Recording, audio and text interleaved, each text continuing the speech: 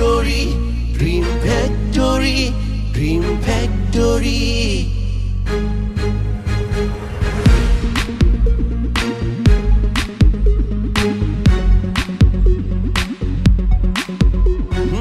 এখানে আছে স্বপ্ন, দুঃখ, বেদনা সবই। এখানে আছে স্বপ্ন, দুঃখ, বেদনা সবই। আইকে আবি, আইকে আবি। এখানে আছে আনন্দ, দ্বন্দ্ব, ভালোবাসা সবই। Dream factory, dream factory, dream factory.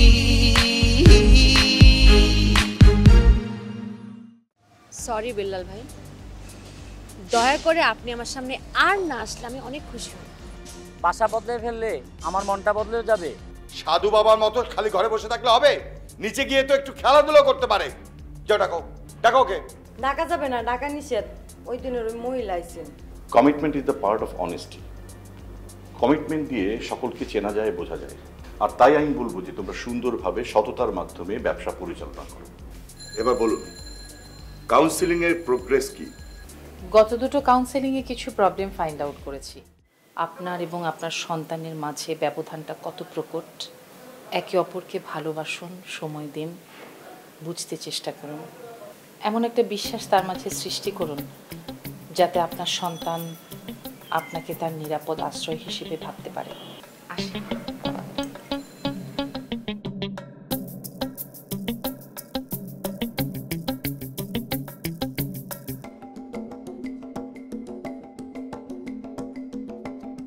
আমরা তাহলে যাই।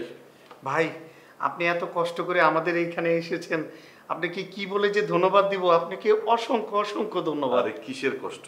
কোনো কষ্টই হয়নি, গাড়ি করে চলে এসেছি, কোনো সমস্যা হয়নি, তাই না আম্মু? আপা চেয়ারে ঘুমাচ্ছিল, ওই লোকটাকে আঙ্কেল কোথায় নিয়ে গেল? সেইটা তো যাই না, পরে দেখা যাবে। আচ্ছা আসি তাহলে। আচ্ছা স্যার, চলো।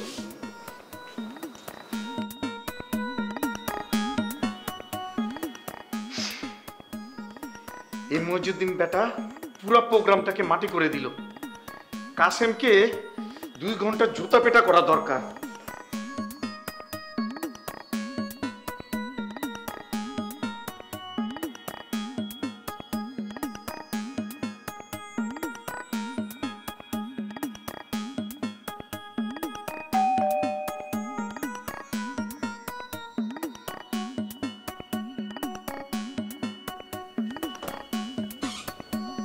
আসসালামু আলাইকুম।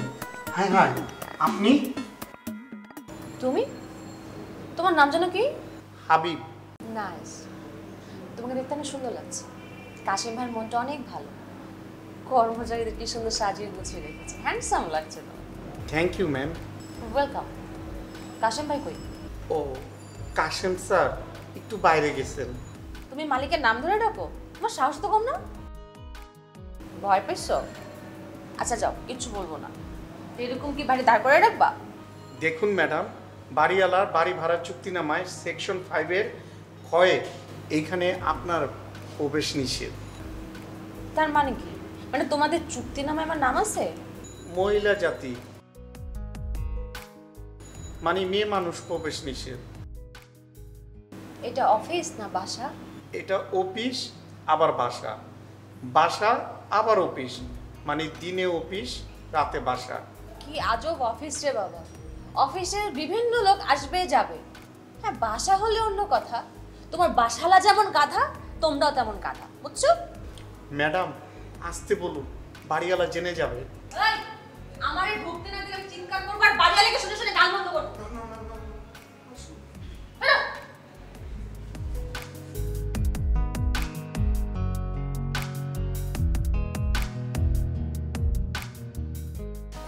ম্যাডাম, আপনি আমাদের অফিসে আসার কারণটা কি জানতে পারি? আচ্ছা, তোমাদের অফিসে একটা ছেলে আছে না, নাম সিয়াম, সে কই? দুজনের একজনও নেই। ও, তাইলে তোমাকেই বলে যাই সরি। সরি বলছেন কেন? আরে তোমাকে না, কাশিম ভাই আর সিয়ামকে। আর শোনো হাবিব, আমার এই সরিটা তাদের কান অবধি পৌঁছে দিও, ঠিক আছে? সরি কেন? বিষয়টা কি আমি জানতে পারি? পরশু সন্ধ্যায় দুই বেচারা আমাদের বাসায় গেছিল, প্রচুর খাটাখাটনি করে আমাদের বাসাটা গুছিয়ে দিয়ে এসছে, কিন্তু আমাদের তো উচিত হয়নি না যে আমাদের মেহমানকে দিয়ে কাজ করানো, তাই সরি। ও আচ্ছা, কাশেম স্যার আর সিয়াম আপনাদের বাসায় গিয়েছিল। কেন গিয়েছিল বুঝতে পারিনি, কিন্তু আপনি কি ফোন করেছিলেন? আরে না, আমি কল করিনি আসলে, মানে ওরা খোঁজ খবর নিতে গিয়েছিল যে লাইন টাইন ঠিক আছে কিনা, কিন্তু আমি আর আম্মু না মানে বাসা গুছিয়ে উঠতে পারছিলাম না, তাই ওদের দেখে একটু সাহায্য চেয়েছিলাম, ওরা কষ্ট করে বাসাটা গুছিয়ে দিয়েছে। পরে অবশ্য খারাপ লেগেছে যে আমাদের মেহমানকে দিয়ে কাজ করে দিলাম, এটা কেমন দেখালো, তাই আসলে এক্সট্রিমলি সরি। আপনার আম্মু আছে? মানে কি, তো অবাক হওয়ার কি আছে, সবারই আম্মু আছে, তোমার আম্মু নেই? জি আছে। ম্যাডাম চা করে দিই, বসেন। No thanks. আপনাকেও থ্যাঙ্কস। আমাকে থ্যাঙ্কস কেন? কারণ এই যে আপনি কষ্ট করে এখানে সরি বলতে এসেছেন, কিন্তু যখন আপনি যাবেন একটু খেয়াল করবেন বাড়িওয়ালা যেন না দেখে বিষয়টি। বুঝতে পেরেছেন? এটা আমাদের জন্য ভালো হবে। মানে কি, তার সাথে আমি কথা বলে যাবো? না না, উনি যেন এটা বুঝতে না পারেন, কারণ বুঝেনি তো আমাদের বাড়ি ভাড়া চুক্তিনামা অনুযায়ী। ও, তুমি বলতে চাচ্ছ সেকশন 5 কিংবা ধারাটা ভায়োলেট হবে, তাই তো? জি।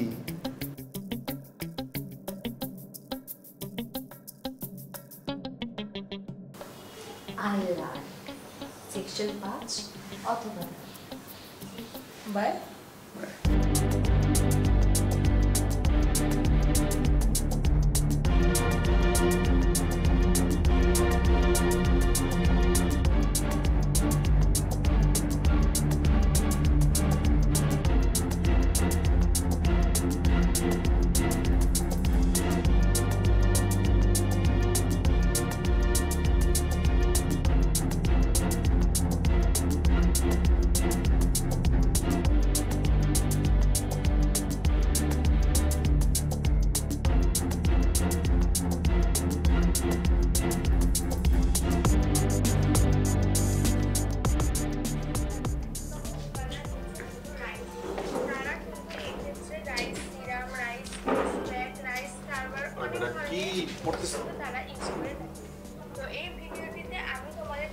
তুই মুখে কি বলছস? অনেক কিছু, এইসব জেনে তোর কাজ নেই।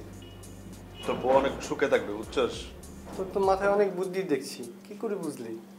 না, এই যে মনে কর যে তুই যেটা পছন্দ করস সেটাও দেখবি তোর বউ অনেক কিছু পছন্দ করবে, তোদের মধ্যে সংঘাত কম হবে। যেমন যেমন এই যে তুই মুখের মধ্যে মুসুর ডাল না আটা ময়দা কি মাখছস না, তোর বউ থাকলে সেও সঙ্গে সঙ্গে মাখতো, তারপর তোর পাশে বসে গল্প করতো। সবাই যদি তোর মতো করে বুঝতো, আজকে মনটা বেশ ফুরফুরে লাগছে।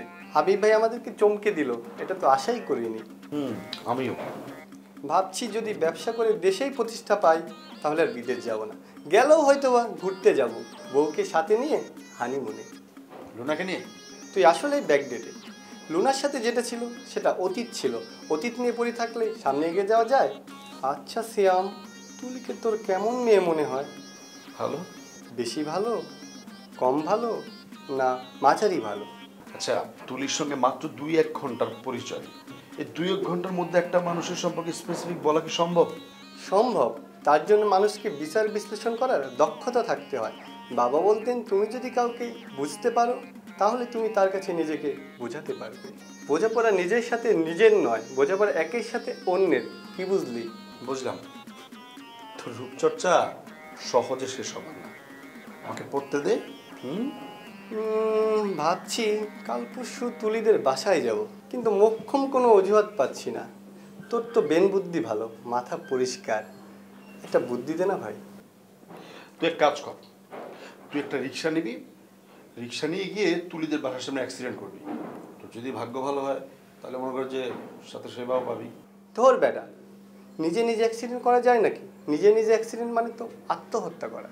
আরে ভাই, যায় যায় চস, তুই মনে কর যে রিক্সাওয়ালা মামারে 100 বা 200 টাকা ধরাই দিবি, সে তোরে নিয়ে গিয়ে মনে কর তুলির বাসার কাছাকাছি যাইয়ে রিক্সা সহ তোরের শহর ড্রেনের মধ্যে পড়ে যাবে। কিছু মনে করিস না, তোর মাথাটা যতটা পরিষ্কার ভেবেছিলাম ততটা পরিষ্কার না। কথা না বলে মন দিয়ে পড়। ওকে, আসি।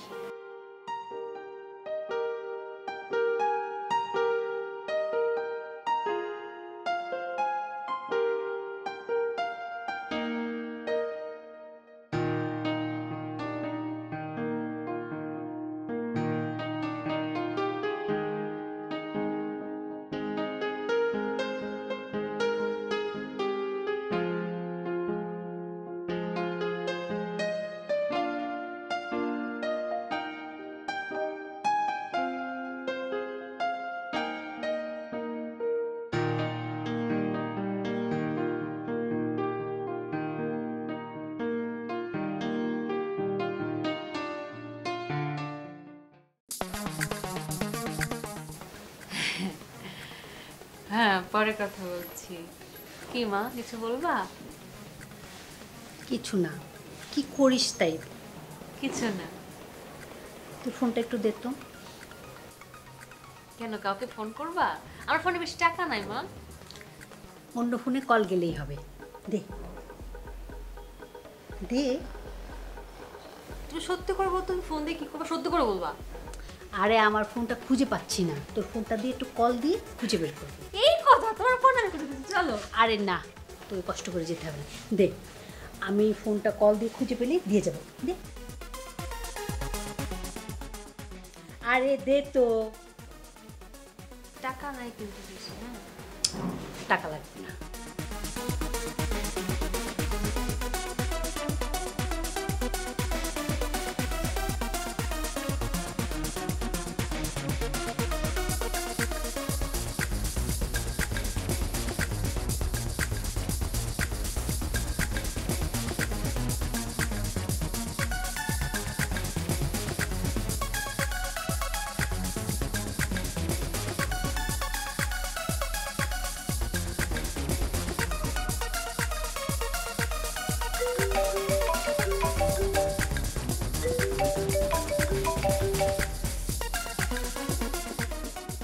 কেমন আছো ইয়া হাবিবা?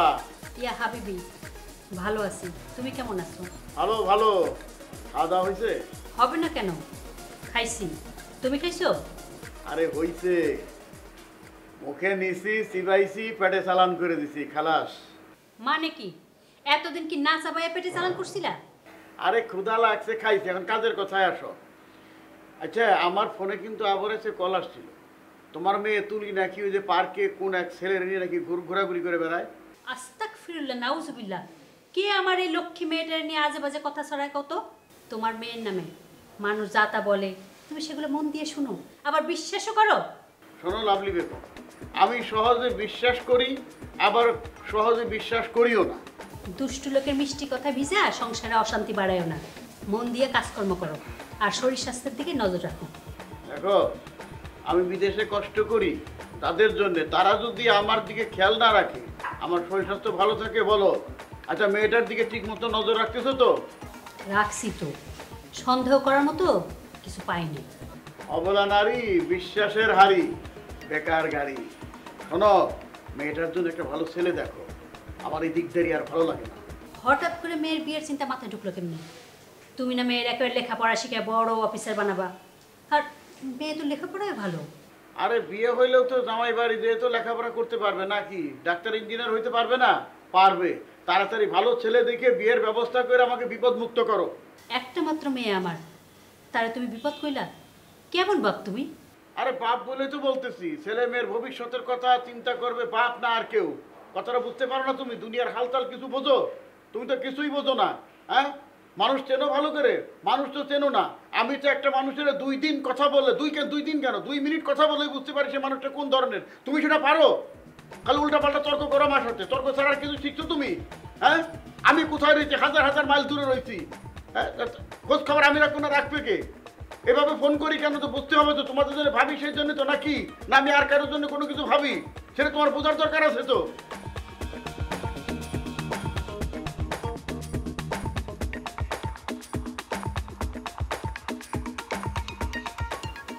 ভাইয়া আসবো? আরে হাবিব, আয় আয়, বস। হ্যাঁ, কেমন আছেন? ভালো, তুই কেমন আছিস? এই তো আছি ভালো। নিশি কোথায়? নিশি স্কুলে। আচ্ছা, তোর ইন্টারনেট ব্যবসা কেমন চলছে? এই তো চলছে। শুধু চলছে? আচ্ছা ভাই, ভালোই চলছে। না না না, শুধু চললে তো হবে না, দৌড়াতে হবে। দৌড়াচ্ছে না কেন? বুঝিনি তো, মোবাইলে 4G ইন্টারনেট আছে, ব্রডব্যান্ড লাইনটা আগের মতন প্রসার নাই। সবই বুঝলাম, এখন বল তুই কেন এসেছিস? ভাইয়া, আমি যা করি আপনার পরামর্শ নিয়েই করি। আপনার পরামর্শ আর সাহায্য ছাড়া এই ঢাকা শহরে থাকতে পারতাম কিনা সন্দেহ। আপনি সহযোগিতা পেয়েছি বলেই এই ঢাকা শহরে সম্মানের সাথে ব্যবসা বাণিজ্য করে চলতে পারছি, বড় বড় স্বপ্ন দেখতে পাচ্ছি। থাক থাক, হয়েছে। তুই কি প্রশংসা করার জন্য সময় নষ্ট করে গাড়ি ভাড়া দিয়ে আমার সঙ্গে দেখা করতে এসেছিস, নাকি কোনো কাজের জন্য এসেছিস? কাজের কথা না থাকলে এরকম আজেরা প্যাচাল শোনার মতো সময় এখন আমার নেই। কাজের কথা থাকলে বল। ভাইয়া, কোথা থেকে যে শুরু করব সেটাই বুঝতে পারছি না। একেবারে লাজুক লতা। লাজুককে আমি জানি না, কিন্তু লতা নামে তাকে আমি চিনি। আমাদের বাড়িওয়ালার দ্বিতীয় স্ত্রী। আমাদের বাড়িওয়ালা ওই হারুন সাহেব এই বুড়া বয়সে আবার বিয়ে করছে। কি বলবো ভাইয়া, লজ্জাও লাগে, আবার না বলেও পারি না। বাড়িওয়ালার 2 নম্বর স্ত্রী, না না দ্বিতীয় স্ত্রী। লতার বয়স বাড়িওয়ালার চেয়ে অনেক কম। কিন্তু ভাইয়া, আপনি ওনাকে চিনেন কিভাবে? আশ্চর্য। কাকে? কি বলছিস তুই এসব? তোর কথার আগামাথা তো আমি কিছুই বুঝতে পারছি না। ও যে বললেন না লাজুক লতা, ওই লতাকে আপনি চিনলেন কিভাবে? এই থাম তো, দাঁড়াতে। ভাইয়া, একটা জরুরি কথা ছিল। আমি তোকে 30 সেকেন্ড সময় দিচ্ছি, একদম স্টপ ওয়াচ ধরে বল। ভাইয়া, আপনি বলেছিলেন আমি ব্যবসা করলে সাহায্য করবেন। আপনার গার্মেন্টসে কিছু পণ্য আমাকে হাফ ক্রেডিটে দিলে ভালো হয়, প্লিজ। বল বল। পানি।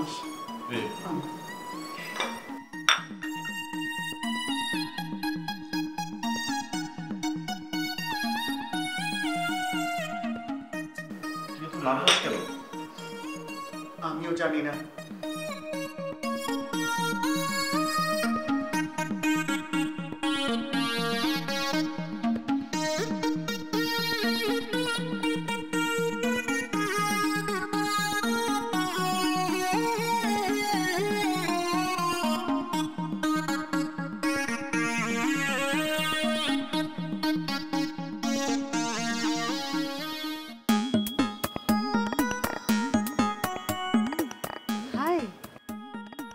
হ্যালো, আপনি? এই তো, কোথায় যাচ্ছেন? ভার্সিটি যাচ্ছিলাম। আপনার অফিসে কালকে গেছিলাম আমি। আপনার কর্মচারী কি নাম হাবিব, দেখা হয়েছিল। আপনি কোথায় ছিলেন? এক জায়গায় দাঁড়িয়ে থাকা আমার পছন্দ না, এগিয়ে যাওয়ার মন্ত্রে আমি দীক্ষিত। আচ্ছা, আপনি আপনার পথে আগায় যান, আমার দেরি হয়ে যাচ্ছে, আমি আসি। আমি এতটা আত্মকেন্দ্রিকও নয়, মন বলেও তো কিছু আছে। আচ্ছা যাই হোক, অফিসে গিয়েছিলেন কেন? নেটের কি কোনো সমস্যা? না, কোনো সমস্যা নেই, আমি গেছিলাম আপনাকে সরি বলতে। আপনার কর্মচারী হাবিব আমাকে দেখে আটকে উঠেছিল। বলে কি, ওই যে 5-এর খ না কি জানি ধারা, প্রবেশ নিষেধ। রাখুন তো হাবিবের কথা, চলুন কোনো রেস্টুরেন্টে বসে কফি খেতে খেতে কথা বলা যায়। এই বিল্লাল মিয়া, আগে বিয়া হোক, বিয়ার দাঁত খাই, তারপর নয় বকবকানি করো। রাস্তা মাপো। তুমি যদি কাউকে না বলো তবেই আমি তোমাকে সিক্রেটটা বলবো। কি সিক্রেট আন্টি? আগে তোমাকে প্রমিস করতে হবে। বিয়ের আগে 3 মাস আমাদের বাড়ির আশেপাশে ঘুরঘুর করতো, আমরা তো কেউ টেরই পাইনি। তোর বাবার দেখছিস কি সাহস, একেবারে পানি খেতে তো বাড়ির মধ্যে ঢুকে পড়তো। হ্যাঁ, তারপর নানা যান বাবাকে ধরে বেদম পিটালো। এখানে আছে